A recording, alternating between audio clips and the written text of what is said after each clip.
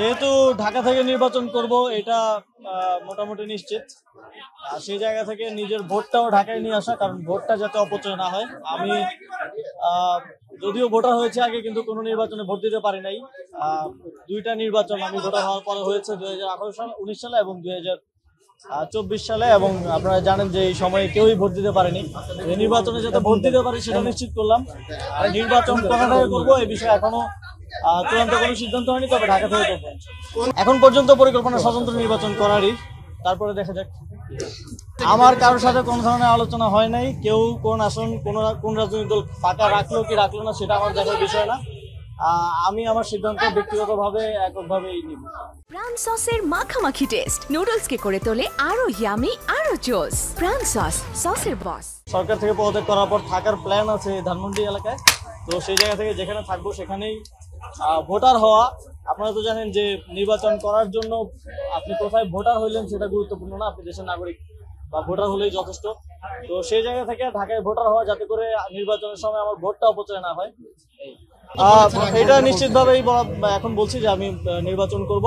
কবে নাগাদ পদত্যাগ করবো এটা আপনারা জানেন যে সরকারের উচ্চ পর্যায়ের সাথে সিদ্ধান্তের উপরে অনেক কিছু ডিপেন্ড করছে, আলোচনা করে সেই বিষয়ে যদি আপনাদেরকে জানাবো। এই বিষয়ে এখনো যেহেতু কোনো সিদ্ধান্ত আসেনি, আপনারা জানেন যে সরকার রাজনৈতিক দলগুলোকে আলোচনা করার জন্য সময় দিয়েছে, এবং সরকার রাজনৈতিক দলগুলো থেকে ফিডব্যাক পাওয়ার পর চূড়ান্ত সিদ্ধান্ত নেবে। সিদ্ধান্ত নেওয়ার পরে বলা যাবে, এখনই কিছু বলা যাচ্ছে না। সরকার তো জনগণকে নিয়েই কাজ করছে, জনগণকে নিয়েই ভাবছে, এবং সরকারের সকল কার্যক্রম জনগণমুখী। এবং এই সরকারের যেই তিনটা কাজ ছিল, সংস্কার, বিচার এবং গণতান্ত্রিক রূপান্তর, আপনারা দেখছেন যে তিনটা কাজই সমানভাবে এগিয়ে চলছে। বিচারের বিষয়ে এই মাসের মধ্যেই একটা গুরুত্বপূর্ণ অগ্রগতি হবে বলে আমরা জানি, এবং সংস্কারেরও কার্যক্রম চলমান আছে, প্রায় শেষের দিকে। এখন প্রসেস থেকে শুরু করে এই বিষয়গুলো ডিফাইন হয়ে গেলেই এ বিষয়ে আর কোনো সন্দেহ থাকবে না। এবং নির্বাচনের বিষয়ে সরকার খুব স্পষ্টভাবে ফেব্রুয়ারিতে নির্বাচন আয়োজন করার কথা বলেছে এবং বারবার বলছে।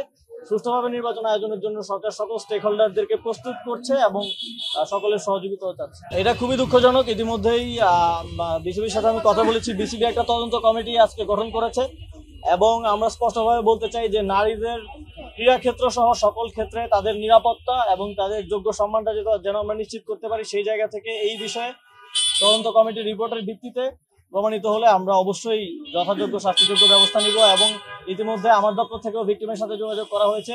যদি তিনি কোনো আইনি পদক্ষেপ নিতে চান, সেক্ষেত্রেও সরকার সর্বোচ্চ সহযোগিতা করবে। যেহেতু বিষয়টা বিসিবির অভ্যন্তরীণ, প্রাথমিকভাবে বিসিবির তদন্তের উপরেই আমরা ভরসা করতে চাই, পরবর্তীতে আমরা সিদ্ধান্ত নিব এই বিষয়ে।